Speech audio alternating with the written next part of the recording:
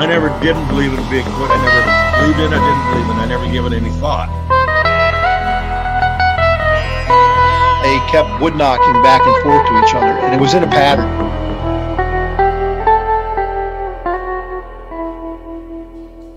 Barn owls don't typically throw rocks. I come across these tracks. Sasquatch is still not on my mind.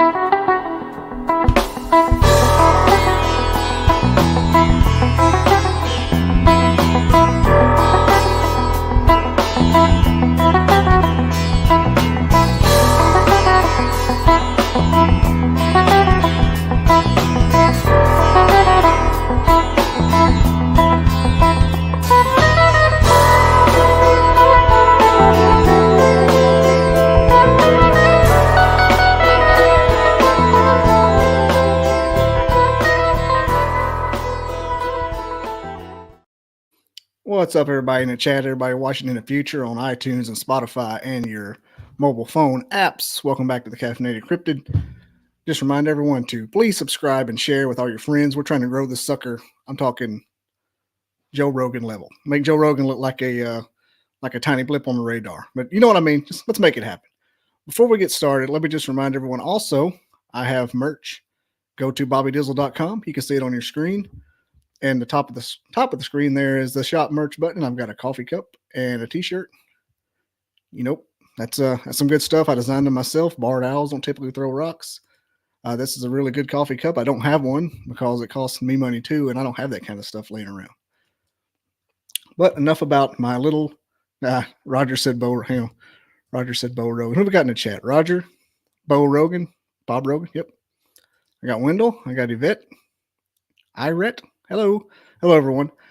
Well, today's guest is really amazing. It's pretty much an authority in the Bigfoot world, longtime researcher, longtime experiencer, Mr. Darrell Denton, joining us live. How's it going there, Daryl? Thanks for coming on, man. Doing great, man. Honored to be here. Thanks for having me. Yeah, me and Daryl had one of those pre-show chats that I thought was going to go like harder than the actual podcast, so I had to make it happen. I had to start it. I said, this is starting to kick off. And we got pretty good. We had it going, that's for sure. It's how it happens. People start talking about things. It's not football season, so nobody has anything to do. Well, I got the playoffs on right now. I wouldn't miss too many of them, but I'm here tonight with you, and I'm, like I said, honored to be here, brother. Appreciate it.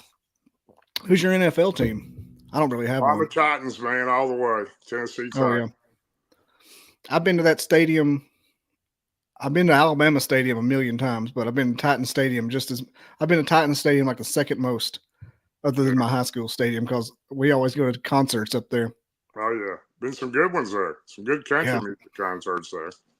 We saw Eric Church up in there one time, and it was going because the Nashville noise ordinance goes into midnight, right? And they have to get everybody out. And Eric Church said, "Heck with the noise ordinance. We're going to play till like 2 or 3 o'clock in the morning and pay the fines." I'm like, "No, you're not. I am tired." Like, I may have been to that concert. I've seen Eric Church there, and I also seen the first concert I ever seen there was Kenny Chesney. That was a good one. So yeah, we go to Chesney every year there when he comes. Yeah. Right. We like Kenny Chesney. We've got tickets to see him in Boston this coming summer. Wow, that'd be a big one. Yeah, in Gillette, when he plays at Gillette Stadium, because that's like the home of his No Shoes Nation. Oh yeah, he's right there in Gillette Land, right there in the Patriot Stadium. I have I've never watched a Boston Red Sox game. I've never been to Boston, but because we go to so many Chesney concerts, I have a Boston hat, like a really expensive one. Like it looks good, like pops and everything. Everybody says, "How about them socks?" I'm like, "What are you talking?" Oh, I don't know. I don't watch baseball. So I'm a big baseball fan. I played for years and played a little minor league ball, so I like. Did you really? Oh my gosh! But I'm still a baseball fan. My son's big into it too. But I liked it when I was in middle school. Yeah. I'm more of an NFL fan when it comes to watching on TV, but I watch baseball too. World Series is great this year. So, but anyway, I'm ready to talk about whatever you want to talk about, bro. Oh yeah. Hey, fun fact, Roger. Squatch and Holler. Chesney's bus driver's name is Bobby. Fun fact, because he rolled a bus in Alabama Bobby Is rode that us right? down in Bama. Kept rocking through it all. Good Lord. Okay. Jessica. Hey, Jessica, how's it going? A lot of people know Daryl. His stories are well known. So let's just cut right through the introduction. I don't think we have to. Oh, I don't know about Introduce. that. Yeah. I'm just old country boy. I'm fine. Yeah. But I want to hear what your favorite experience is, the one that brings out the most joy and maybe fear that you had over the years. Like, what's your favorite one that you call like your benchmark? Well, I think your benchmark's always your first one because Mhm. you don't, especially when you don't really consider them to be in this area. I never did not believe Bigfoot didn't exist, but Mhm. when you're in a tree stand and 30 years ago now, and a big creature walks out of a cane thicket and looks at you and growls at you, shows you its teeth, and lets out a scream. Mhm. I wasn't prepared for that, so. That'll always be my benchmark one for sure. My first encounter, it definitely changed my life from that day on. I had never been the same since. It took me, oh gosh, I guess I went nearly 7 years. I didn't go in the woods. I quit deer hunting. I had nightmares for the first 2 or 3. First week or two, I couldn't sleep at all.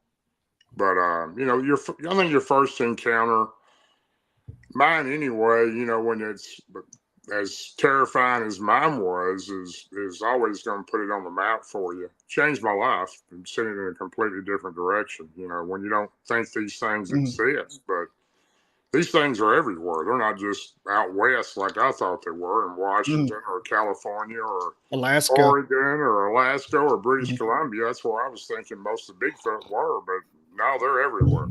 So that was definitely my first one. That was in November 6th of 1992.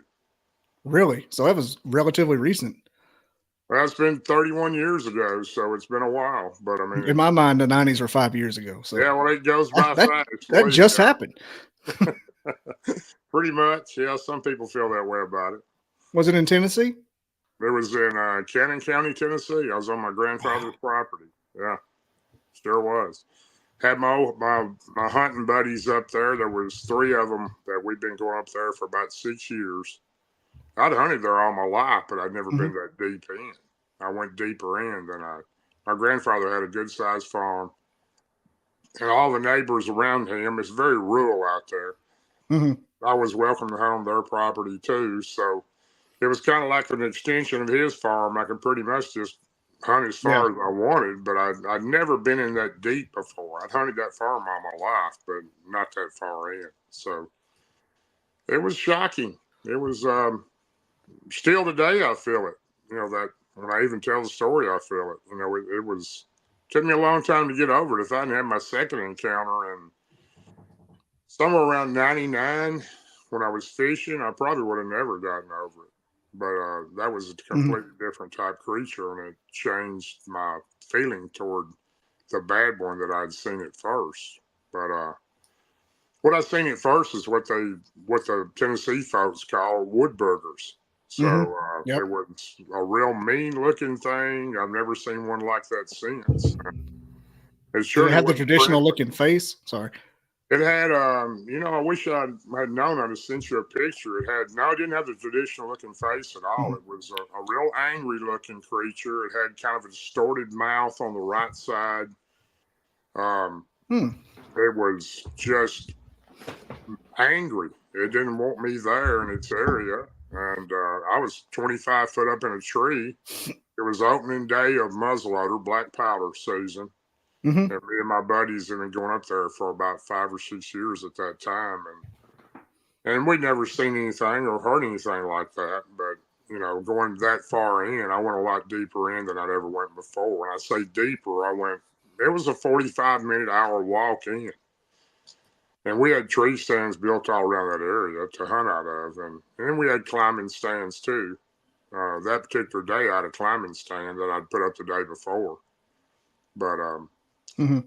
it was definitely probably the most frightening experience I've had besides, late 2020, I had some rogue Bigfoot try to terrorize my farm. And that was a pretty crazy time. That went on for about 2.5 months. And then in 2022, Martin Groves, my best friend, and I witnessed the strangest Dogman I've ever seen, my second one of those in the LBL where we go. And I'd say probably those three are my most memorable. I've had lots of sightings of them, and actually friended a family for about 3.5 years, and then friended another family for about 2 years, and gifted them and got to know them pretty well. But on your farm? Not on my farm, no. No. I didn't I had some on my farm that I didn't know I particularly had at that time. But we were in Cheatham County when I had some follow me home back in 2020, and they weren't real friendly. But my farm was in Robertson County, northern Middleton. Okay. Yeah. I'll say that Camden County is close to me, like real close. Oh, is it? I'm looking it up. I'm like, my gosh, like it's right up the road. Well, Camden County's pretty close to DeKalb County. And, my good friend Jennifer Appleton lives there. Yep. And it's not far from her. And then just right across the interstate, my other good friend Beth Collinsworth lives there, and they have all kinds of sightings. Jennifer pretty much lives what I call a zoo. She's got them all over her place: Bigfoot, Dogman, everything. So, yeah, her picture of that one by the creek or by the pond that should be in the Smithsonian. Right, I was like, crazy. is this real? Is this real? Yeah. Jennifer is probably one of the best experiencers out there. She's experienced it all. So, she's amazing. Glad to be such a good friend with her. And she's also an admin in my group. But, yeah. Glenn wants to know, how did they follow you home? I really don't know. A friend of mine named Billy Howell. We got called down to a farm in Cheatham County. Back in those years, I had people calling me all the time on my cell. Somebody would give them my number. They wanted me to come down and see what kind of creatures they had. It was so many people that we couldn't cover them all. But this particular one was a friend of ours that we went to school with. It was his brother. And Billy Howell, he called me up and said, David's having problems on his place down in Cheatham County. Can you go down there with me? And we did. And I went down there, and we knew real quick that he had Bigfoot. His girlfriend lived there. And they both lived there, but David was on the road driving a over-the-road big wheeler from Nashville to New York. So he was gone 5 or 6 days out of the week. And she was there in the house by herself in this rural area, and these things were looking in the window and stealing stuff off the porch, and she was pretty scared. So we went down there and figured out what she had, and we spent quite a few months down there. We started off down there early 2018, and we started trying to friend these creatures and gift them and that type of thing, like you normally do, to try to let them know that you are a friend with them and not a threat. And that went on for quite a while. And then 2020, we were going every day or two gifting them in a gifting spot. And in 2020, we had 2 weeks of orbs that were in the same location. We were sitting in the woods in the dark. And really? We would go in that area and wait for these creatures to come into the gifting area. If we could see them, sometimes we did, sometimes we didn't. But this is Cheatham County, Tennessee. It's about 30 miles from my home. But we had these orbs come in 2 weeks in a row, and we really didn't understand what that was about, but they were very strange. And we decided to just kind of lay off for a couple of weeks because they weren't going to the house as much as they had been, and she was a little more comfortable. So after those orbs, we kind of laid off a couple of weeks, and I didn't go down there. I took a break from it, and he did too. We were kind of weirded out by the orbs, and we didn't understand why they were coming all around us down there, but they were. We weren't seeing Bigfoot. We were seeing nothing but orbs, big orbs or little orbs. And that was my first experience with orbs. And after we didn't go down there for a couple weeks, I started having problems at my house, at my farm. I had a house and I had a farm there, small farm connected to it. I had a stable on the left-hand side of my driveway, and I had a barn on the right-hand side, and I had 2 horses in each area of those. And these things started coming into my property at 3 o'clock in the morning and banging on the side of the house. They were banging on the side of my house real loud, and I didn't know what was going on when it first started. But I'd go out and round the house where I heard it and didn't see anything, and then it would start on the other side. I'd go to that side, didn't see anything. This went on for probably a week or so, and then it got a little worse. They started damaging some of my property. I had a big pool by my house, and they damaged the pool house back there and took all the lights out of the floodlights where I didn't have any lights back there. Then they killed I killed a lot of farm cats I had there from the barn. I had cats in the barn. You know how farms are. You don't really have your own cats. They just show up and have more of them. And they double every 6 months. That's exactly right. But at nighttime, they'd come up on my front porch. I had a huge front porch. It was about 10 foot deep, and it was overhang and a wood porch. And I would put cat food out for them at night, and they would come up there at night and eat. And a lot of them were friendly. They didn't try to bother nothing. I just fed them, and they kept doing that. And when all these creatures came in, I started finding the cats dead. And how would they dispatch them? I mean, could you tell? I would just find them ripped apart. They'd be laying on the ground, or they want to be laying on the porch, or down the drive, or I was finding them everywhere. I think I found 25 or so of them that were just ripped apart like that. That's a substantial amount. Yeah, it was pretty strange. I think there was only one cat that was left out of all those, and it was one you couldn't catch. So they weren't like eating them or anything. They were just getting rid of them.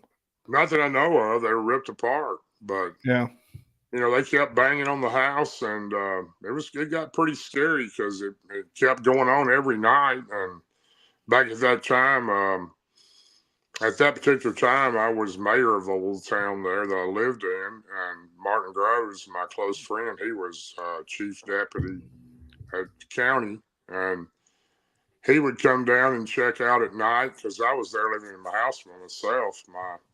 My ex-wife and the children lived about 20 miles away, and that went on for a good while, and it kept getting worse. And finally, when they started doing damage to my house, and in front of my house, I had some big sycamore trees, and one of them broke the top out of that tree.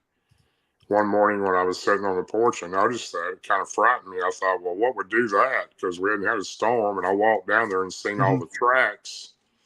And then I knew for sure that it was a Bigfoot that was doing all this. Was it like an old sycamore, like a full-size sycamore tree? There was 2 huge full-size grown sycamores, and then there was a small one in the middle. The small one in the middle wasn't fully grown, but the top they broke out was pretty good size. It was a good 4 to 6 inches that they broke out.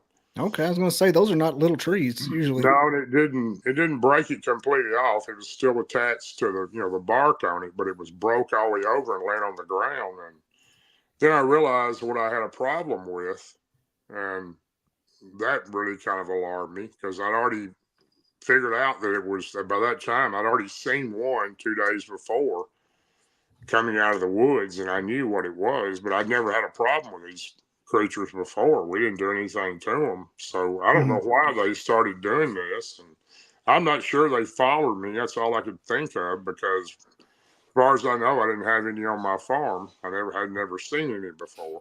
But, the orb thing is kind of curious that it happened. The orb incident happened, and all of a sudden they're at your house. Well, we didn't have any orbs at the house. We were at our location in Cheatham County. That's what I mean. Like you were there with the orbs, and all of a sudden you're at home. Boom. Yeah, we were there at home, and I was actually in the woods. The first night the orbs came in, they were 2 huge. Well, the first thing that happened was there was a small light bulb light coming across the ground. We were sitting in the woods where we normally set up, Billy to the left and me to the right.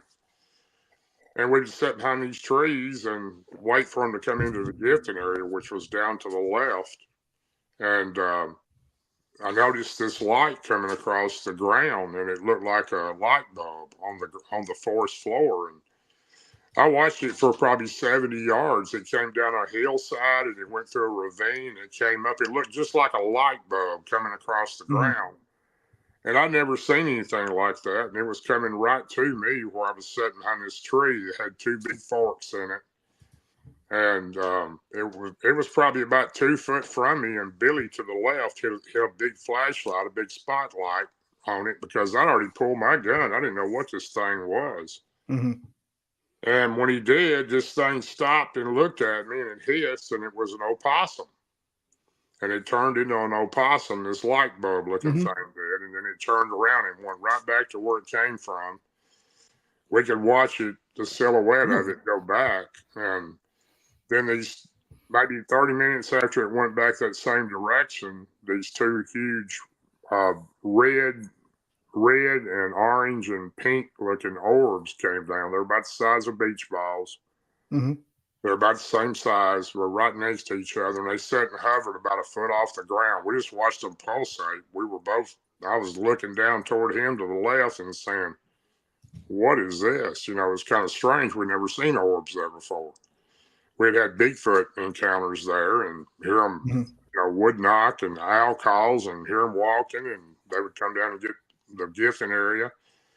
So I don't know what brought these orbs on, but we watched them that night, and it was real strange. And then they started going down the hill toward the Giffen area. We actually got in his truck and went down the road, and where we could see that hillside, and we watched them go all the way back into the woods till it disappeared. Then the next week we were there, and it was raining, and we had a small game blind, like a deer hunting plastic tent, and we got in it. It was Billy's game blind, and we sat in it because it was raining to keep dry, and we weren't having much going on that night. And then we started seeing all these small orbs. They were about the size of a softball. There was about 7 of them, and they were all white, solid white. They were just flying in and out of the trees. They were flying around our game blind. It was really crazy. And I think that's the same night that I got sick and Billy got sick.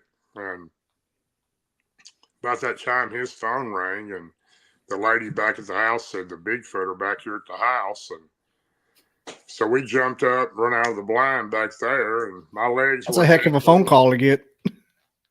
Yeah, he had his cell phone with him, and she called and said, hey, these creatures are here at the house, and we're only about 100 yards away from the house back in the woods, and our vehicles are parked back there. And by the time we got back there, I was feeling pretty sick, and he was too.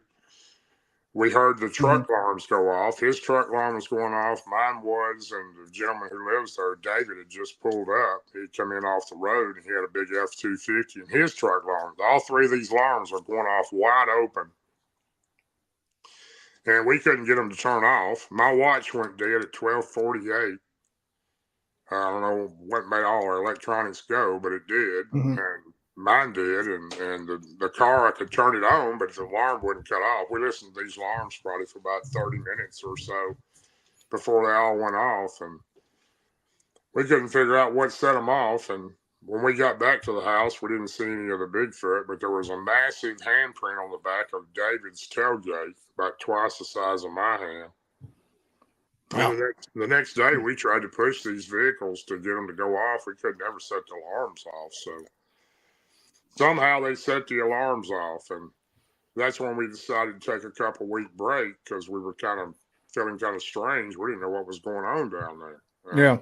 That's when it all started. So my only theory is, for some reason, they were upset at us, and they came to my house because I'd never had any problems at my house before. Digging too deep is what it sounds like, especially when you got sick. Apparently, that's some Skinwalker Ranch kind of stuff there.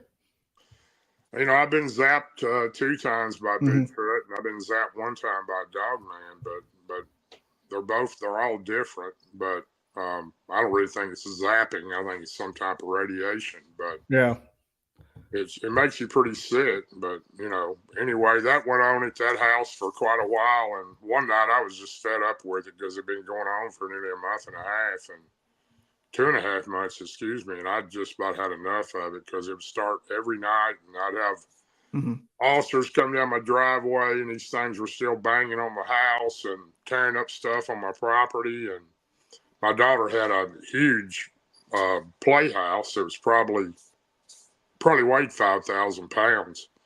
I had to have a flatbed bring it out for her Christmas present that year. She was probably 5 at that time, and they turned it over. So Really? they were just real upset at me for some reason, but it kept getting worse. And I would sit in the hallway to my house, and I had a real good sized house, and I'd sit in the hallway every night because I knew it was going to start up. I couldn't sleep at night. I'd have to sleep in the daytime to try to stay up at night for these things coming in. And they started trying to get in that night. They were on the front porch walking by. I seen 2 of them walk by this particular night. And this was into about the 2.5 month part. I just had enough of it. And I had a rifle and a pistol sitting there waiting because I thought they were going to come in the door. They acted like they were going to try to come in on me. And I seen them walk by the door, 2 of them on the porch. You could hear them walking. And I jumped up and something slammed on my door. I thought it was them trying to come in. I had a big, thick wood door there. And it was about a 10-foot door, real thick. It had an oval glass in it that was oval glass in it that you could kind of see out of. It was a stained glass. But when I opened the door up, there was a goat laying there. A goat? A goat. Like dead? A dead goat, yes. A headless dead goat laying on my front door. And I don't have goats, and my neighbors don't have goats. I live on kind of a farm, but nobody had goats, and I about tripped over it getting out the door because I thought that was them trying to come in the door. And I went down looking for them with my gun, and I just sat down in the front yard area there, and I just yelled at them, just come on, but get me or I'll get you. I've had enough of this. And I was pretty tired of it and a little angry at the same time. And I sat there all night, and they never came. And by daylight, I got up and I went in and I called my good friend Scott Carpenter. And I'd already talked to Scott about it previously, and I said, I got to do something about these things because they're either going to kill me or I'm going to kill them, and I don't want either one to happen. He said, well, I had the same thing happen at my house, not quite like yours, but similar. Excuse me. And he told me. That goat thing, sorry, I was going to say, that goat thing sounds like a threat almost. It had to be a threat. Yeah. I don't understand that, but. Just brainstorming there. I'd never done anything to these creatures, neither had Billy. So I told Scott, and he said, well, what you need to do is rebuke them. I said, all right, how do I do that? He said, well, you believe in Jesus Christ? And I said, yeah, I'm a Christian. He said, we'll go to all 4 corners of your property and all 4 corners of your house and rebuke them in the name of Jesus Christ. Leave me and my property and my home alone. And I did that. Excuse me. And I did that, and I actually did it twice. One part of my property wasn't a corner, it was more like an oval, but I went into that area. And then I went into the house and did the same thing. And I said, that's all I need to do, Scott. And he said, yeah, call me back tomorrow. So I went in and sat down. I waited on him that night. I was waiting at 3 o'clock in the morning for him to start again.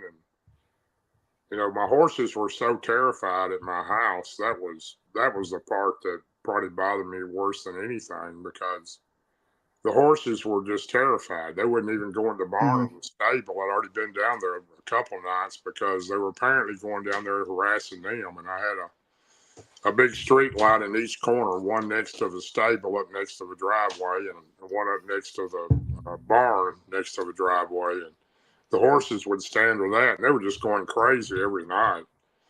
They were scared of these creatures, or the creatures were trying to bother them. And I'd realized that the creatures I had one horse that nobody could ride but me. It was a stud horse, and nobody had ever been on him but me. And he wouldn't let nobody handle him but me. and they braided his mane. And I knew then, well, these things have got some kind of strange power to be able to do that, because he would. I was going to ask you if that ever happened.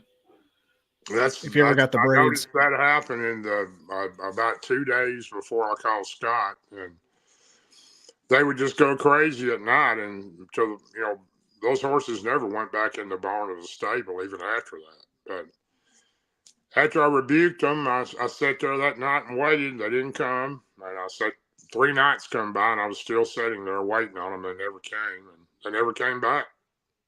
So it worked. So I didn't know much about it, but Scott was a real blessing to help me with that. And sure miss that guy. He had a lot of knowledge and taught a lot. But anyway, that's the story on that. I have no idea why they did it, but they did. And I was brainstorming while you were talking. The gifting thing. Did you ever stop gifting? Never stopped gifting. Even when we didn't go down there for about 2 weeks, Billy would still drop something off every couple of days, or I would. We didn't stop gifting them. But you got to be careful gifting these creatures anyway. Yeah. You don't gift them a whole lot of stuff, because then they get dependent on it. But we didn't always gift them food. We gift them some type of gift too, and they seemed to be friendly. They left us some stick piles and different things that, actually a rock that I still have. Looks like a tool. Looks like a formed tool, a rock that I still have from that. And it looked like some type of tool, a primitive type tool that they left us. So I never figured out why they did it. And, actually Billy's still going down there, not as often as we used to, but he goes down there quite often. And he still sees some of the creatures down there. That's odd. The first thing I thought of when you said gifting area, and then it came to your house, maybe you stopped and, it's like feeding bears in the Smokies. Sure. They'll come to your dumpster. Yeah, I've gifted 2 different families before. The first one on the Cumberland River. This one here, you don't gift them tons of food. It's just something small, and you got to be careful how you do that, because I've learned my lesson on that years ago. Because if you make them over dependent, they don't want you to stop. So you have to be careful how you do it. I'm no expert on anything. I only know from my own experiences over the last 31 years. So I've had a lot of them, and I don't understand exactly how I have so many, but I do. They seem to find me. So I don't know. Be it 10,000 hours of experience is expert status. You may be up there. I don't believe there's any expert in this business. I really don't. But there's some egos. I've seen those. A lot of them. Yeah, that's for sure. I've experienced them. Like, just people telling me I'm not big enough or anything. I'm like, oh, calm down, easy. It's not that big a deal. Yeah, I think I've seen Spencer Jameson on there. He's here. How you doing, Spencer? We had all the woodwalkers in here today. And all the woodwalkers in there. You probably had some of the Beast TV gang in there too. Oh, so yeah. It's eat up. We got a whole. You get robbed in this chat tonight. People take your wallet. All kinds of heathens. I see my lady friend Yvette in there. So she's in there. Can't tell who I was on. It's been going back and forth. Russ Collette from United Kingdom was asking what the difference is in a Bigfoot zapping and a Dogman zapping. Well, for me, I've only been what it felt like. I've only seen. I've had 2 Bigfoot zappings, and both of those, the one I had earlier was probably in the early 2000s. Both Bigfoots were real similar. It's more in your legs are tingly. You have your stomach's upset, and you have a headache. But with Bigfoot, both of mine were similar. The Dogman one was a lot different. Your legs are like numb.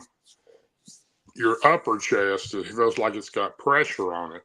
It's not in the stomach area. It's your upper chest, and you have a massive headache. So now Martin Groves, my best friend, he was with me on that zapping.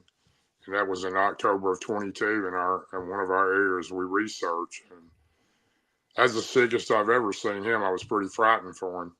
Yeah. He had his tongue swelled up, his throat swelled together. I didn't think he was going to make it out of there.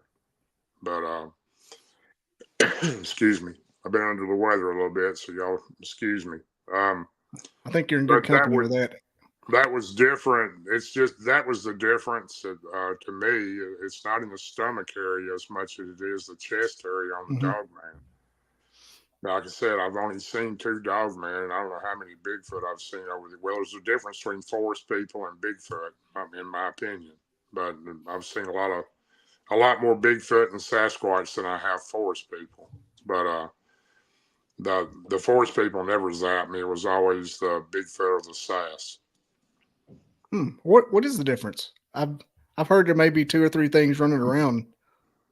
Like, what do you think the difference is? This is my personal experience and my own learning from these. The ones I had on the river that I accidentally run into, I wasn't looking for any of these creatures ever again. This was the first happening after my first experience. I was fishing, and they kept stealing my minnow bucket for 3 weeks, and I couldn't figure out what was out in my minnow bucket. But I became pretty friendly with those, and they're not aggressive. They're the ones that make the big X's in the woods. If you see the big X's and the arches and on the ground and in the trees, that's the forest people's marker, is the X. And they're never aggressive. They're friendly. They don't want to be harmed. They don't want you to harm them. As long as you have a good heart, they can definitely tell what you're thinking, and they can read you. They know what you're thinking. I can assure you, they have a special way to read people, and they seem to know if you have good intentions or not. And I spent a long time with those. I was in there nearly every day or every other day, and I'd spend hours with them and trying to communicate with them and learn from them. And there was a big clan on the river, but I only seen 3 of them the whole time I was with that family. And those 3 were friendly with me. But they're different. And the Bigfoot, Sasquatch look similar, but they're not as trustworthy as those are. You never know what you're going to run into out there. I never suggest anybody to go out in the woods researching by themselves anymore. I used to do it, but I wouldn't do it now. But I used to do it a whole lot by myself and go deep in it. But I wouldn't suggest that anymore. But you need to have someone with you. But you better have good intent when you go in there. They do not like they don't like bright colors. They don't like orange. They don't like red. I know that, and they do understand our language. They do understand Native American language that I know. I have some Lakota Sioux in me, and they understand those words.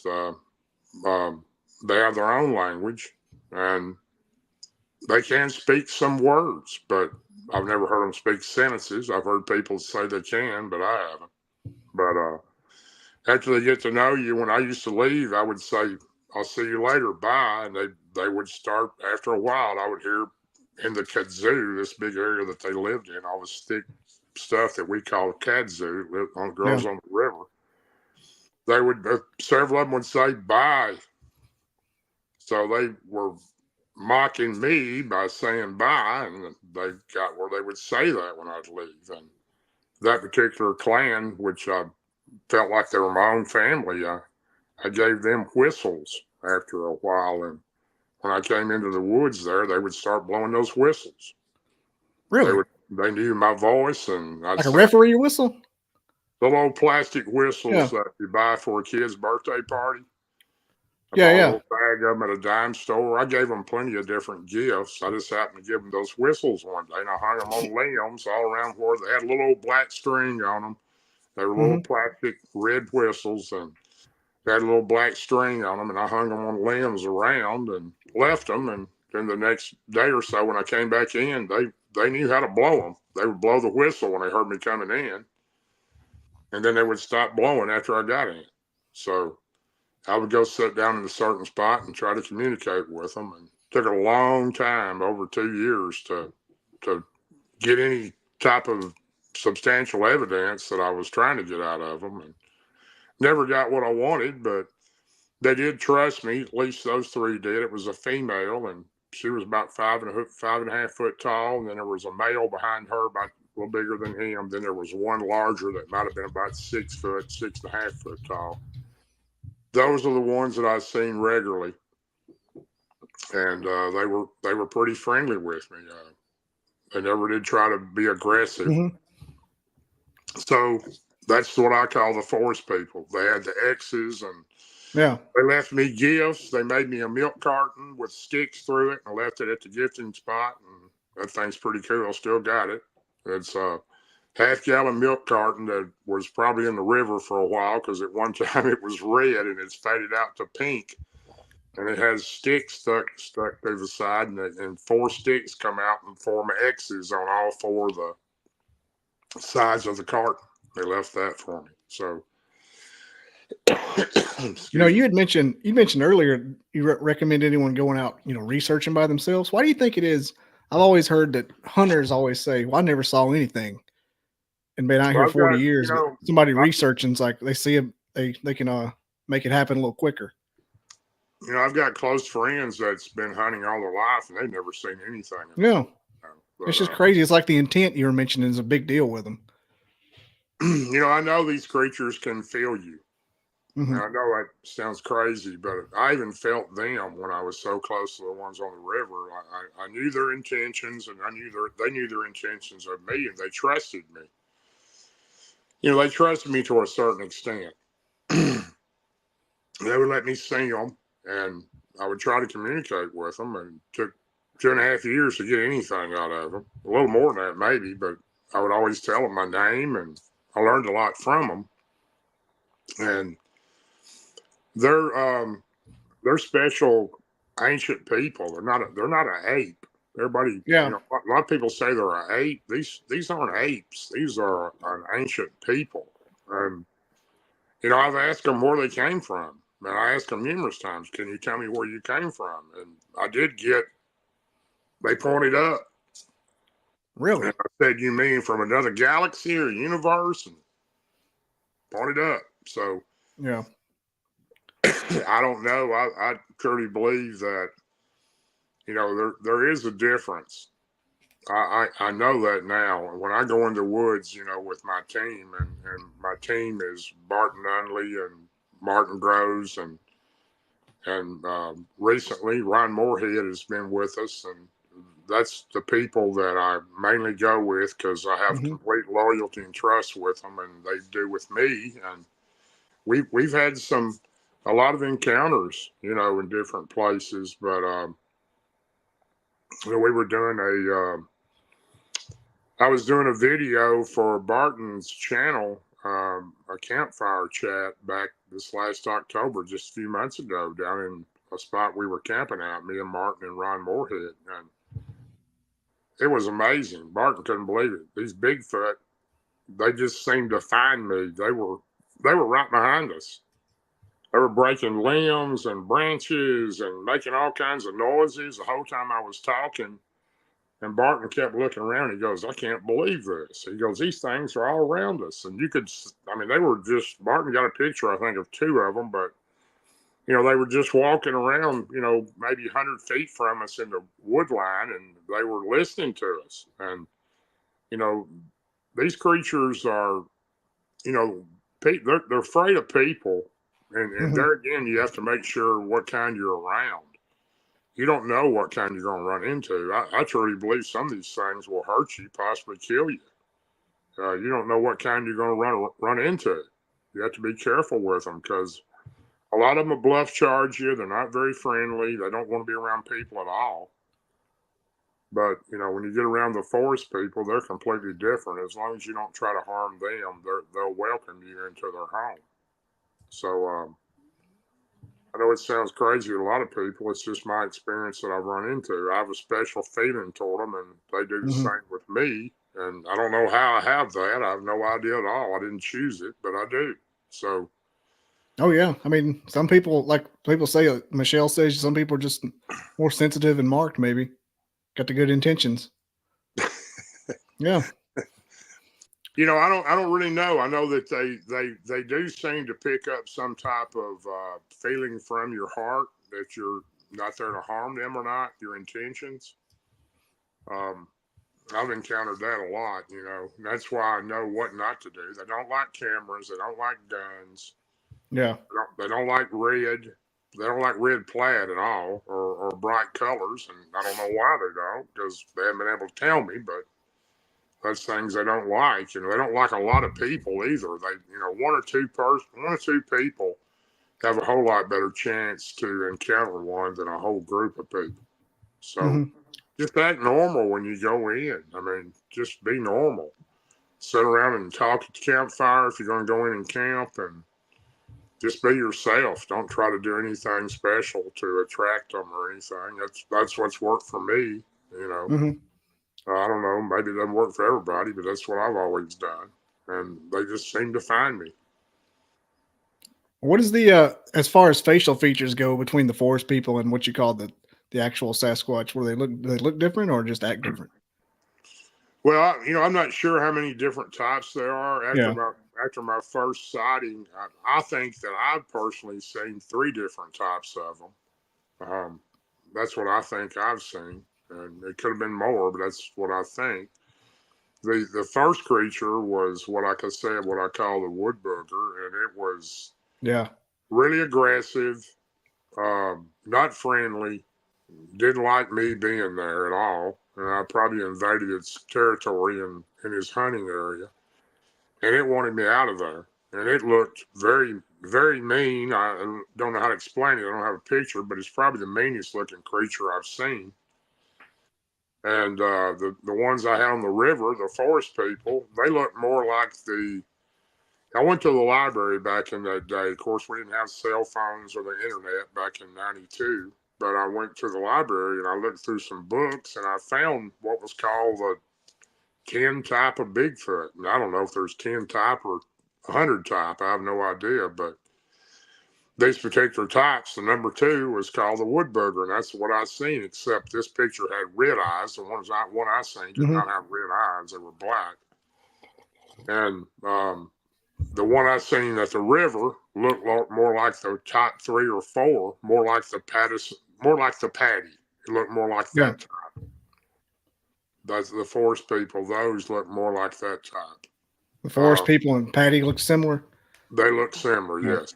And the ones I seen at several other places in Cheatham County looked a little bit like that, but their head was a little different. It wasn't quite as coned. It was more of a square type head with stringier hair. Kind of hard to explain. But and then the ones I seen in the Shenandoah National Forest, they were similar to the patty looking type, but they were much bigger body wise. The body parts were bigger. The arms, legs, and stuff were bigger. So I think I've seen 3 different types. That's my personal opinion. But the forest people are definitely if you're in an area and you find X's and bends and that type of stuff, I learned a lot from that family on the river. So those are the ones that you definitely want to be around. I know I think you may have mentioned it earlier with where they came from, but did you ever ask them like where they hid, or not hid, like where they went to not be seen? Well, I have never seen one go interdimensional myself. Yeah. I did witness one go behind a tree. I mean, a real big tree. And it went behind it and never came out. I don't know where it went because there was nowhere else for it to go. But I do believe they can do that. 100% believe they can go interdimensional. I know the ones that were the forest people I'm talking about, they could get in that kudzu and they just blended right in with the vegetation. You couldn't even hardly see them. It's amazing. I bet they love the kudzu. And this was real thick stuff. It went all the way down a train track for about 3 miles right next to the river. And they would get in there. And I could hear a lot more of them in there, but I didn't always see all of them. I could hear them making the noises, but I couldn't see them. I only seen 3 of that particular clan. I don't know how many was in it. But they were definitely watching over those and watching me. But, these creatures are intelligent. They're not like an ape in a zoo. No. I mean, some of those are very intelligent, but some of these creatures are, my beliefs, are just as intelligent as we are, or maybe more. Plus, you got to think about the instinctive nature they've had of living out there. You know, any little thing they hear, they know what's different. It doesn't take a whole lot. I know for a fact they have watchers all the time. Usually the juveniles are the watchers, and they'll belly crawl and watch you behind trees and that type of stuff. But, you know, I've just had a lot of experiences with these creatures, and I'm no expert by any means. I'm only talking about what I've experienced. But I think that, you know, people that are interested in having an encounter, the best thing to do is just be normal in the woods and have good intentions, and go out and sit down and carry on just like you're having a good time with your friends. And if they feel a need, they'll find you. You don't need to find them. I've heard that if you sit down at the campfire and cook like bacon and stuff and just carry on like your Oh, they natural. like bacon. They're the ones I've been around. They're by far their three favorite foods are cantaloupe, number one. Cantaloupe. They love cantaloupe, and they don't want it cut up. They want the whole cantaloupe. And then their second favorite food is cooked bacon, and their third favorite food is jelly-filled donuts. And they like any kind of bread pastry type things. I mean, you can put a loaf of bread out there, but if you do, you don't want to do this all the time, because then they become dependent, thinking you're going to bring them food all the time, and you don't want to do that. Just occasionally, but put a whole loaf of bread out with a tie on it. Don't take the tie off, just set it there. And for some reason, everybody says, well, what about the raccoons and the other scavengers? Will they bother their food? No, they won't bother their food, because these creatures know that's their food. And you lay it out there, and they'll take the loaf and they'll eat all the bread. They'll bring the wrapper back with a tie on it and lay it down. Want you to refill it. But that's their favorite. The ones I've been around, that's the foods they like. We've tried everything, and they don't like apples that much. Occasionally they'll eat one, but they will not eat a banana. We've tried about every fruit and vegetable you can think of. And, you know, those are natural products that they can find from, you know, farms around. Not a banana, but regular corn and that type of thing. Yeah. Fine, but they like bread products the best. And they do like, I don't know why they like cantaloupe so much, but they really like it. All the ones that we've been around, that seems to be their favorite. But that is kind of odd, because people grow that in their yards a lot.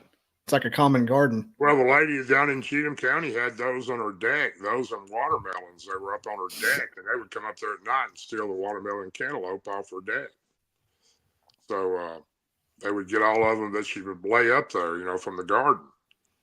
So apparently I guess they're like us. I like cantaloupe and watermelon myself, and I don't think anybody doesn't like bacon. So, you know, yeah, I was going to say, but the bacon thing checks out. I might be part Bigfoot with the jelly donuts. Yeah, I think a lot of us would be. But, you know, I wouldn't give you 50 cents for every cantaloupe in the world, but I don't mind bacon. I can't. For some reason, it makes my mouth hurt. I think I'm allergic to it. Well, you know, we used to hang bacon strips on a limb out there, on a tree limb, a long tree limb, and they would come and get it and eat it. But, and it was cooked bacon. It wasn't raw. They won't eat raw bacon. Bigfoot salmonella. Yeah, they're pretty smart, you know, creatures, and it's not like they just eat everything you put out for them. And if they don't feel comfortable with you, they're not going to eat any of it. I mean, you've got to ask them permission to put it out there. So, you're not exactly going to give them a roofie or anything. They probably know what's in there. No telling how many people's tried that. You know, I've got a friend of mine that lives in Arkansas, and he may be listening. He has a family that he's real close to, him and his wife, and they're in the Ozarks. And the one he has, Junior is his name, and he's a huge one. And they've been friends with this family for a long, long time. And this particular gentleman drinks a lot of beer, and he'll take Junior a beer. Junior loves it. He'll want another one. So I think, you know, they probably would try anything if they feel comfortable with you. I don't know. I've never tried to. I don't drink beer anyway, so I don't know if they would drink anything like that or not. But I've heard from a lot of people different things they've tried to give them. They could probably get $20 million for a video of a Bigfoot drinking a beer. He could I think retire. you'd probably get $20 million if you had good footage of any Bigfoot standing around watching, talking to you. So wouldn't have to be drinking a beer, that's for sure. That'd be insane. Bigfoot becomes a beer snob, won't drink anything but IPAs. Johnny was asking if you ever heard a lot of tree knocks, how that goes down. Yeah, I've heard tree knocks, in the woods many a time. You'll hear one on a hillside, then you hear one to the left off on a hillside. It's a type of communication. I'm not, I'm one that believes that may not be a stick they're hitting a tree with. I'm pretty much a believer they use their mouth to make that noise. Yeah. I've been hearing that a lot lately. Echolocation.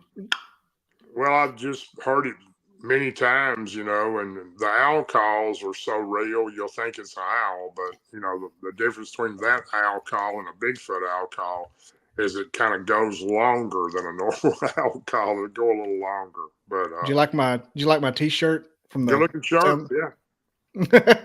I don't know if you know who Leroy Nails said that in an interview from Indiana. Yeah, talking about owl calls. He said, right. But one thing, barred owls don't throw rocks. I'm like, that's for sure. You're exactly right about that. I've had some, not rocks, but I've had some small stones thrown at me before, but never big rocks. But I've heard of people having heavy, big rocks thrown at them, and tree limbs and tree logs and everything else, but I never have. See that rock throwing thing, because nothing else in the woods in this part of the country is going to do that. Besides a meth head or find Bigfoot. A big bear throwing a rock or any other creature. They can't pick it up. They don't have thumbs. No. Not like that. Not like a baseball. I've got many friends of mine that they believe what I'm telling them, but they're still not believers of Bigfoot or the forest people, and that's fine. I gave up a long time ago trying to convince people about them.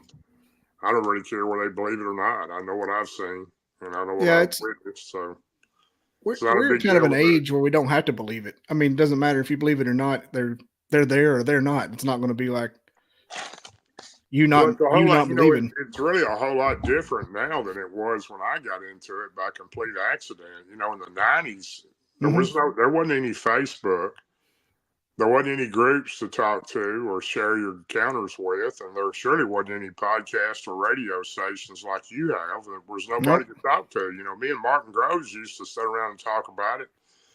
I was an elected official at that time, and he was a sheriff's patrol chief officer, and, he couldn't tell anybody his encounter of the Dogman in 93. So, he and I would get together and talk a little bit about it at lunch because we really didn't. There's nobody to talk to. You mention it to people and they go, okay. They really didn't pay much attention. They thought you were joking about it. But, it's really, if you haven't had an experience ever, I understand, some people aren't going to believe it until they see one. So that's just the way it is. And science isn't going to believe it until there's a body, which will never happen. I have a whole different theory about the scientific part of it.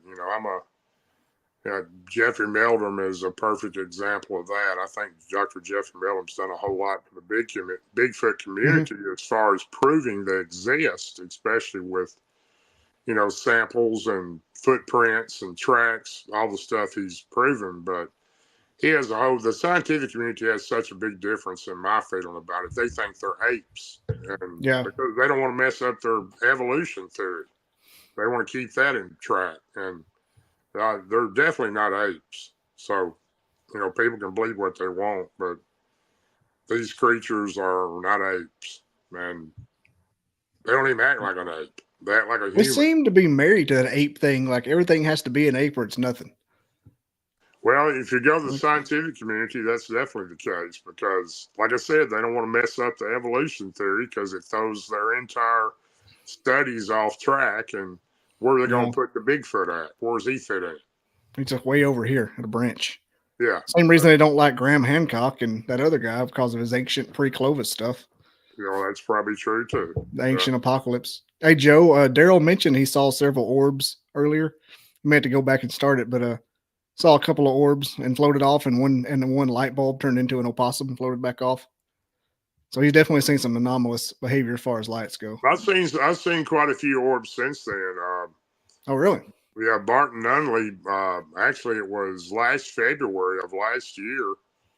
It was 10 or 12 of us down at LBL, staying down there one night, and we were in the very back of this rural area, camping area back there, and there was a whole gang of us: Barton Nunley, Martin Groves, Letitia Nunley, a whole lot of people. There was at least 7 to 10. There was probably 10 of us. Gabrielle was there.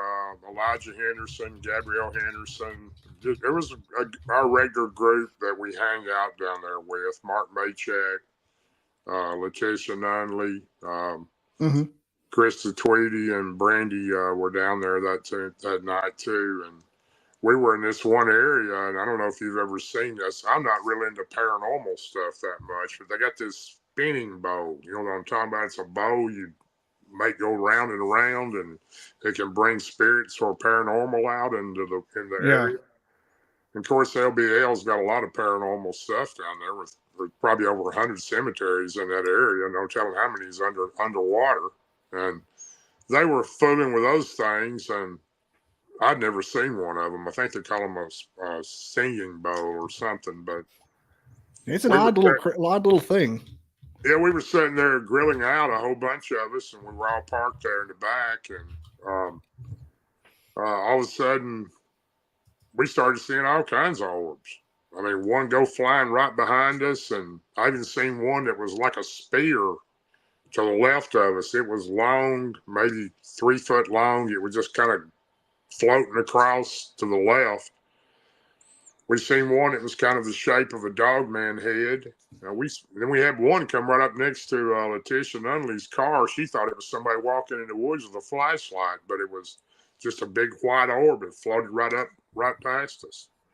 So that's the only other time I've seen orbs besides the Cheatham County incident. But they were all around us that night. I don't know what brought them out, or I don't know if it was that bowl I was talking about that they use in the paranormal community, but they had been doing that with that thing for quite a while, and then we started seeing those orbs.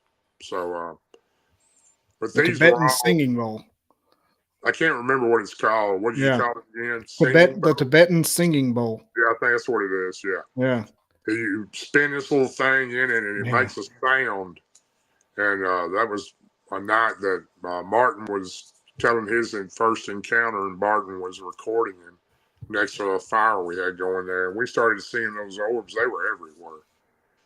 We thought for sure it was somebody coming right up next to us, next to her car. And it looked like somebody was carrying a flashlight. It was just an orb that went flying right by the other side of the car. And there was probably 8 or 9 of us there. I don't know how many, but we all seen them. And it's the first time I've ever seen a spear-looking thing to the left floating through. It was kind of an orange color. It didn't last but a few seconds, but you could see it, and then it just went away. But how fast was it going, the spear? It wasn't going real fast. You know, it was just floating through to the left between the trees and the woods, and it just vanished. You know, it went out of sight between the trees. But none of them were going real fast. But the white ones that we thought were flashlights, somebody coming walking through the woods with a flashlight, they were a little faster. But they weren't real big. None of them were real big, but they were just orbs. I don't know what brought them out, but I do believe that, you know, there's some type of energy involved with those type things. If you read my good friend Ron Moorhead's book, Quantum, it's a whole lot about the energy transferring itself into a different matter. And I believe He's got the Quantum Bigfoot book in. Yeah, that's right. Ron does. Yeah, very good book. I've read it 3 times, and it's real interesting. Every time I read it, I find something different about it. But it's something about these orbs or some type of energy. I don't know what it is, but I do think that it's possible for some of these creatures to transfer from a different area in that form of energy. Yeah, that seems like how they do it. The way the experiences are always discussed, like they kind of ride the orbs like a like you were saying earlier with the ones in the woods, like that could have been a Bigfoot that just appeared. I never have understood why those Bigfoot. I know there was two at my farm and my house. I'm not sure if there was two or three. I know there was at least two. Mm-hmm. And still haven't figured out today what made them angry. I talked to Scott Carpenter about that too, and he said you just don't ever know about them. I wish Scott was here to tell that. He had them come to his house one time. They brought friends to his house, different other kind of creatures. So I never thought I'd have one come to my house, but they did. I mean, of course, 30 miles is not a great distance for these creatures, but doesn't make any sense why they did it, but wish I knew the reason why. Yeah, I mean, some people have bad experiences and some have good. And from what I've heard, it's as far as the Bigfoot forest people go, it's always more good than bad from what I've heard, but you never know. Most of my experiences have not been bad. I've had 2 or 3 experiences that weren't good, and the rest have been good. So, I had no ill intent toward any of them. So I would just suggest be very careful when you're out, because you don't know what you're going to run into out there with all these other creatures we're hearing about now. I never even heard about Dogman very much. 93, I heard about it from Martin because he had his first experience then. But now you hear about Dogman all the time. And also, I think it's the cool kids on the block for the Dogman now. Maybe so. I've seen 2 of them, and my first one was in Tazewell County, Virginia, in October of 21, and the second one was with Martin Groves in October of this last year. Well, year before last now. How would you describe like a Dogman encounter, as opposed to like a regular Bigfoot kind of encounter, like the feeling and what happens and the way it kind of sets itself up, the events leading up to it and what it feels like? Well, the 2 Dogmen I seen were completely different creatures. They were nothing alike. So The first one was, I was in a country store where I go and drink coffee a lot of times in the morning with these farmers that sit around, and it's just a country store. It has gas pumps outside, and I make this story as short as I can, but this gentleman came in, and the guy who owns this store, he's an Indian guy, and he doesn't speak English real good, and I'm sitting at this table with these older gentlemen having coffee that in the morning, and he's telling this guy at the counter, the Indian guy that owns the store, do you know anybody here that knows anything about creatures?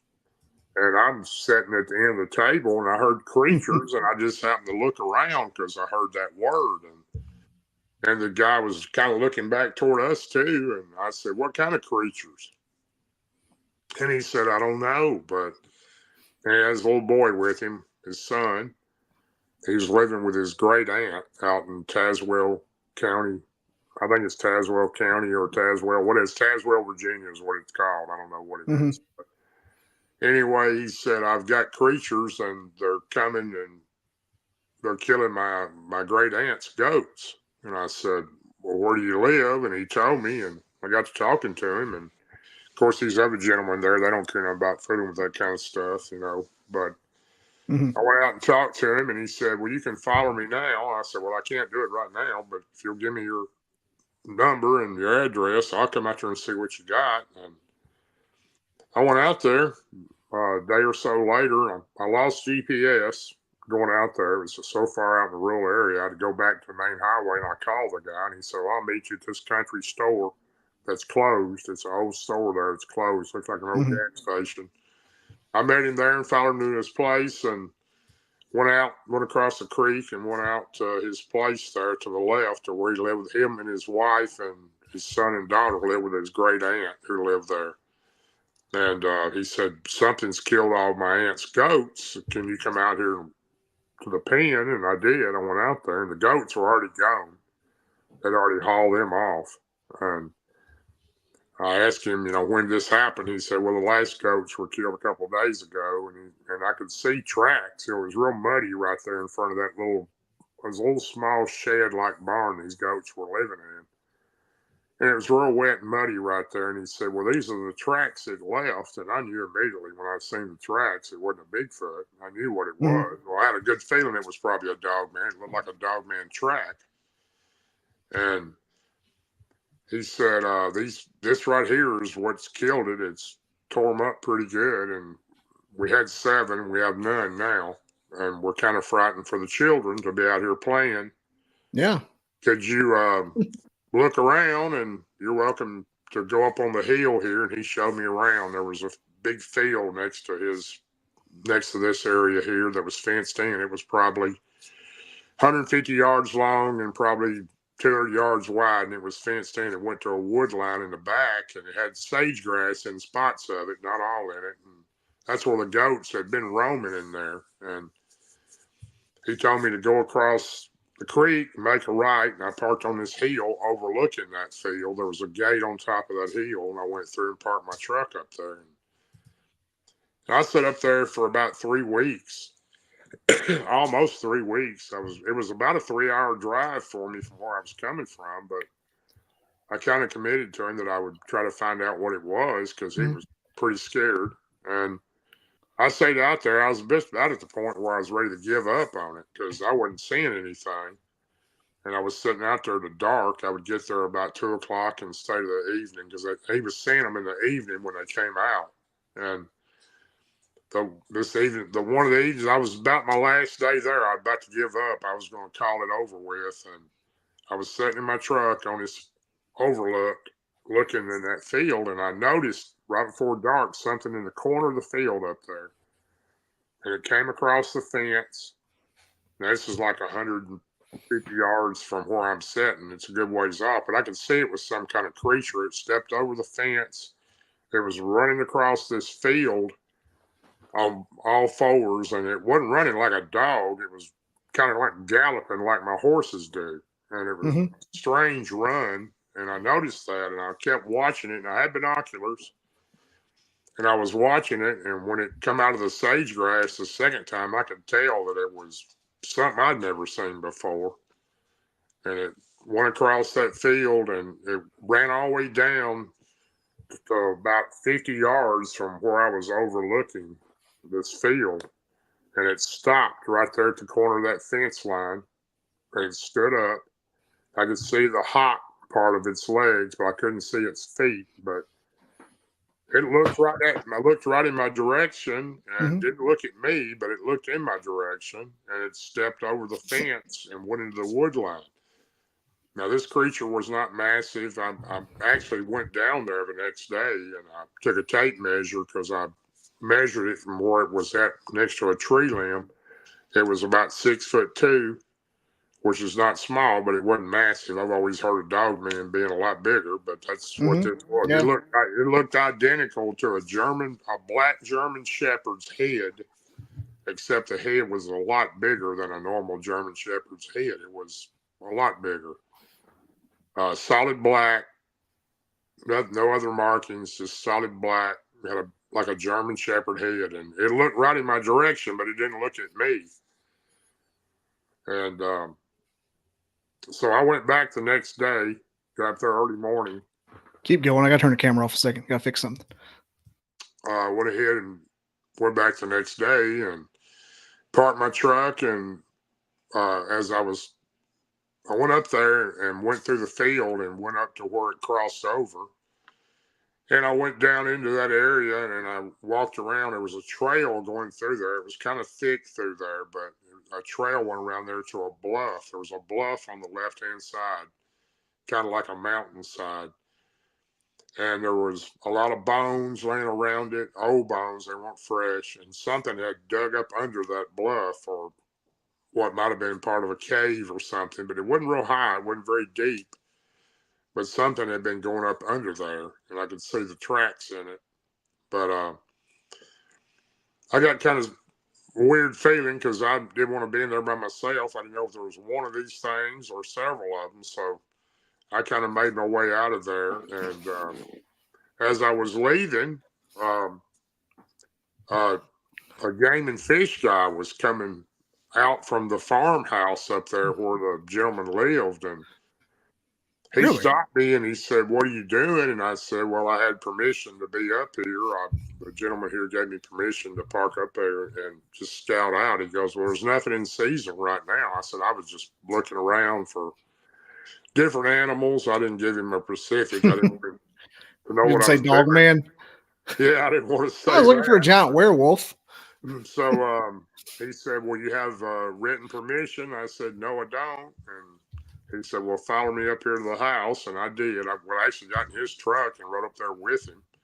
And the guy said, "Yeah, I gave him permission. He can be here all he wants." And so that guy had to write me a letter I had to carry with me. And I went back down, and I was getting in my truck, and he goes, "What kind of guns you got with you?" And I said, "Well, I've got a rifle and a pistol." And he said, "Well, let me just tell you something." He said, "You don't need to be up here." I said, "Okay." He said, "There's some kind of creature is killing livestock on the farms around here. We don't know what it is, but I'm suggesting you not be up here and not be in the woods by yourself because we don't know what it is." And I said, "Okay, I appreciate that." And he let me go. He checked my license and everything else, and he let me go. But he wanted me out of there. I could tell that he did. He knew what I was doing. He figured it out, but Yeah. I never did see it again. And quite frankly, I didn't go back up there. And I talked to the gentleman a couple times after that, and he said that they hadn't heard or seen anything of the creature since, and it hadn't been back. Of course, the goats are gone, so I'm sure it won't be, unless it was trying to harm the children. But I suggested he not let the children out without him watching them, so which would only be smart. But that was my first Dogman sighting, and that was October of 2021. Really? Well, here's a dumb question. Was it wearing clothes? I don't know No, why I always picture him wearing clothes. no, it didn't have any clothes. It was just black, solid black fur, looked like a big dog is what it looked like. But it stood up on two legs and crossed the fence, and it had a head like a German Shepherd, black German Shepherd. That's exactly what it looked like. It was just a little bit bigger than a normal German Shepherd head. And that was the only time I seen it. I went back one time after that, a couple weeks later, and actually walked down to where I'd followed the trail where I'd seen it go. And I didn't see any evidence of it being there. They may have killed it. I don't know. I never seen it again. But there was a lot of effort to see it that short distance, that short amount of time. I went back mainly because I wanted to try to film this thing, but there was really no way to do it. There wasn't enough time to do that. But that wasn't the one that zapped you, was it? no, the one that zapped me was in October of 22, and that was in the LBL with Martin Groves. Oh yeah. We had been way back in an area close to where he had his first encounter. We had actually went in there because it was 29 years since his incident, and that's what we went back there for. But we go there a lot to certain parts, and we camp there and stay and do a little research on these creatures, and that was the reason we were there, though. And we had just turned a road, and this thing, if you've ever been in the LBL, it goes forever. There's 170,000 acres, and when I say roads, I'm not talking about paved roads. I'm talking about gravel roads that go forever and dirt roads to the left, to the right. About every 100, 200 feet, there's another road to the left, to the right. And I'm planning a trip up there soon. I don't know what I'm going to do. I kind of want to go check it out. We've had some really weird stuff happen up there. We have. And I say we, I'm talking about Martin Nunley and Martin Groves and myself. But that particular night, it was just me and Martin, and we had just stopped out in the middle of nowhere, and we'd been there for 2 days, and we stopped and gone back to his tailgate in the middle of nowhere in the dark and just had a couple snacks, and we were talking, and got back in the truck, and we might be doing 1 mile an hour. We just turned on this little dirt area going back toward a creek, and he wanted to go back in there because that was where he had his first encounter. And when we turned and we were going straight, we had just barely turned. It wasn't 100 feet where we just started going on the road. And like I said, we're doing maybe 1 mile an hour. You're just barely going. And I had my window down. He had his window down. And we were in his truck. I was in the passenger side. And I looked over to my right, and there was this ditch. Turned out to be there was actually a creek bed is what it was. And there's a culvert right next to it, an old culvert that fed into a stream there. I looked to the right, and there was this blue-like mist, a little like a mist looking. But I looked down at this creature, and it was like down on all fours, like a cat is when it's about to jump on a mouse. You know, it was in a crouch type form, and it was looking right at me. I'm talking about 5 to maybe 7 foot from my door, and it was looking right at me. I looked at Martin, and he said, "I see it." And when I looked back, it had tiny eyes like it looked like small flashlights. They were clear, real bright. The eyes were real deep like that. It was kind of a bluish silver color. It was about 8 foot long, probably. I couldn't see the feet. They were down in the grass and the sticks and everything. But it was looking right at me. It had a huge head. The head was about half the size of his truck windshield. It had a mane around it like a line.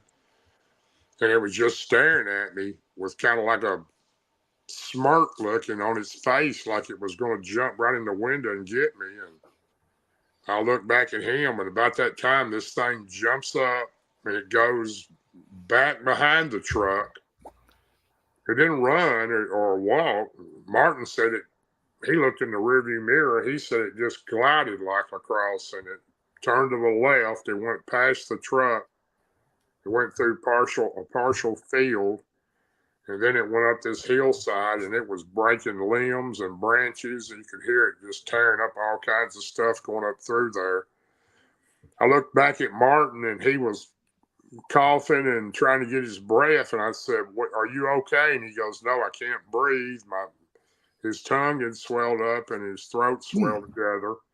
He was having a real hard time breathing. My legs were real tingly. My chest felt like somebody was standing on it.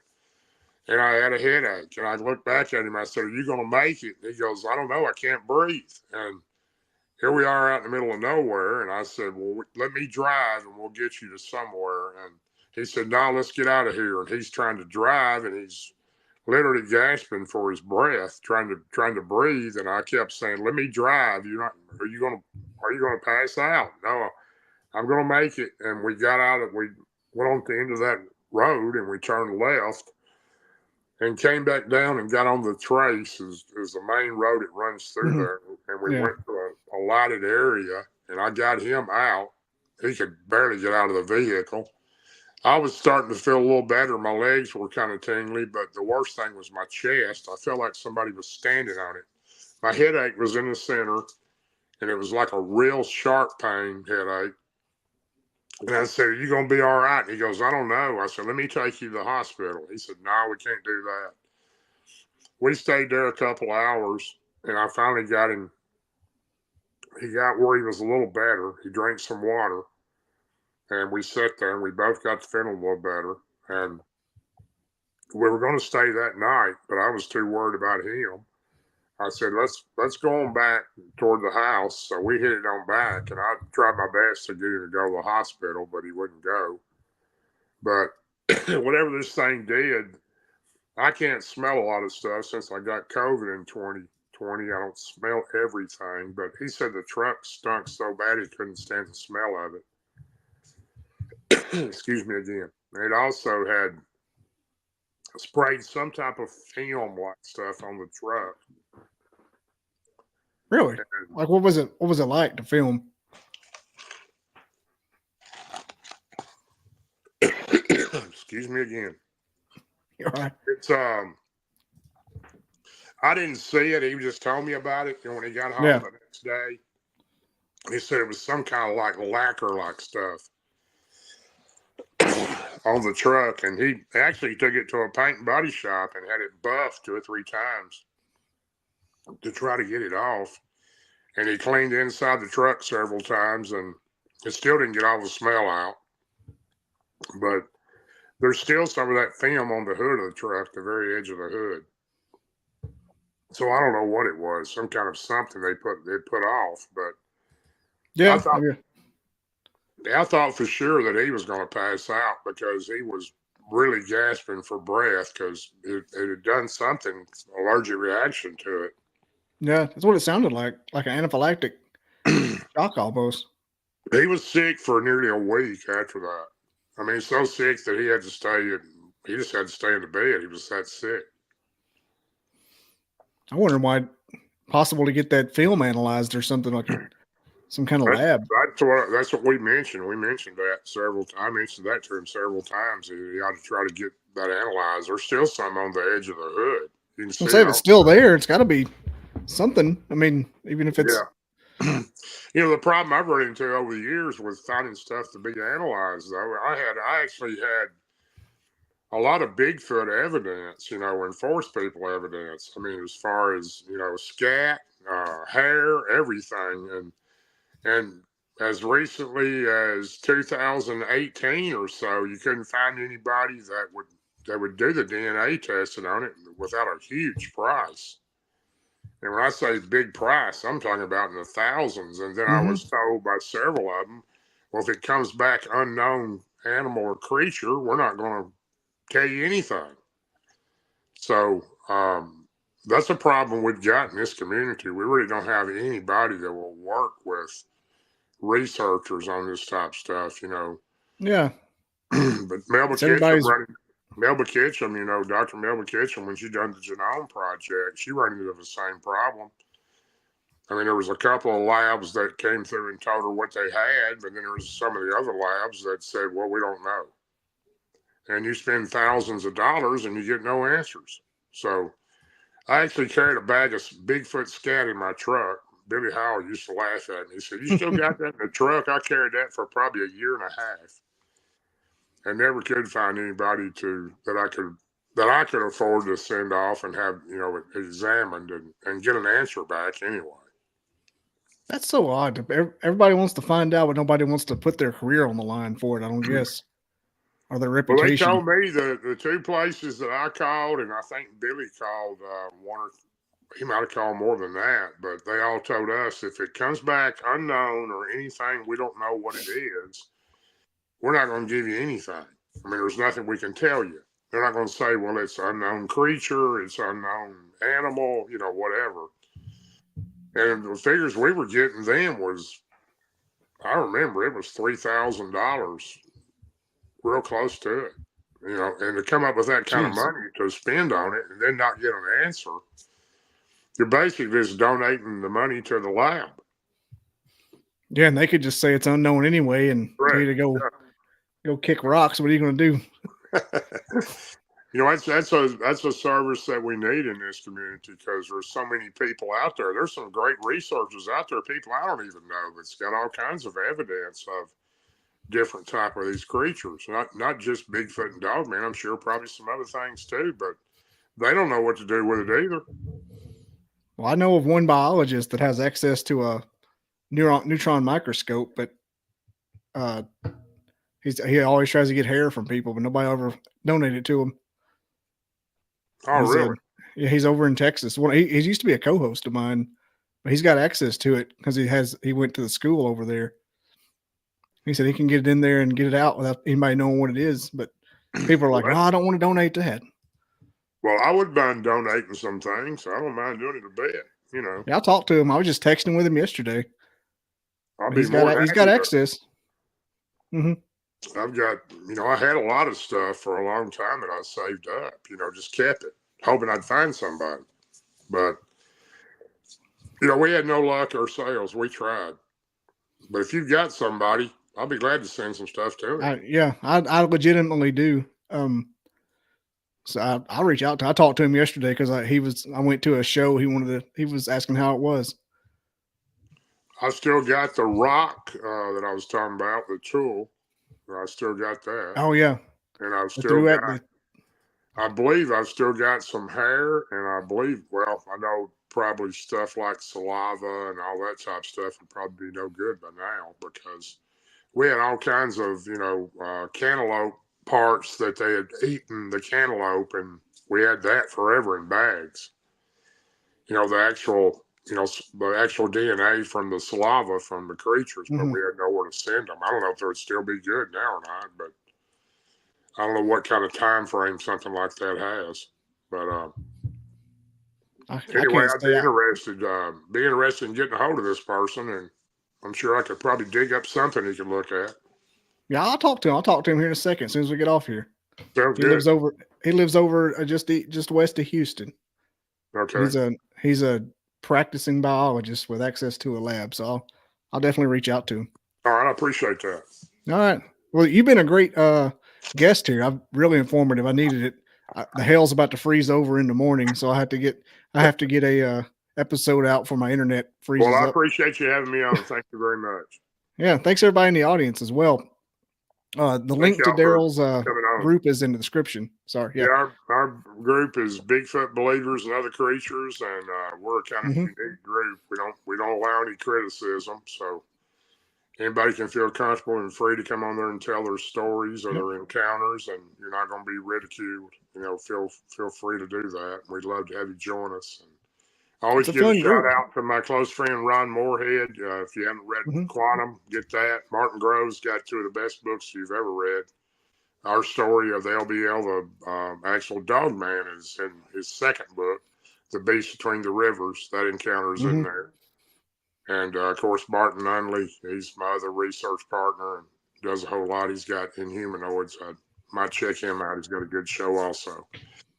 All right. Hellbent Holler. I love those guys to death. They're real supportive of us. But thank y'all so much for having me on. I appreciate the audience for putting up with my stories. Oh, yeah. It's been a real burden, let me tell you. Other than me drinking too much coffee and needing a restroom break, it's about. Well, I'm sorry. I was under the weather and coughing a little bit, so y'all excuse me over that. Well, at least you didn't get your boogers to mess up with my Wi-Fi like sometimes happens. Well, I hope not. Sometimes you get real deep. Sometimes people get so deep into a story that stuff starts messing up. I'm like, dang, you're summoning the damn things. All right. Hey, one thing I'd like to say, if you let me do this, this is. Yeah, go ahead. I don't want to take much more time. This is really important. This is a big community we're in with Bigfoot, Dogman, all the cryptids, all the Inhumanoids, and even the actual forest people. We need to all support each other and be together and try to help each other and learn, because, Joe and Jesse are under a lot of pressure right now. People are making it hard on them, and they're great people, and we all support them, and I want to let them know that and support everybody. Let's all be a good community and show brotherly love to each other. Thank you very much. True that. And stop sitting the laugh emojis. It doesn't do any good. There you go. It's disrespectful. You see those? I'm like, come on, man. Why are you even here if you're going to do that? Really? I agree. All right, folks. Thanks for watching. Everybody stay warm because it's about to get nuts. And have a good week. See you. Thanks, Daryl. Thanks again. I appreciate you. Thanks for having me on. See ya. I never didn't believe in Bigfoot. I never believed in it. I didn't believe in it. I never given it any thought. They kept wood knocking back and forth to each other, and it was in a pattern.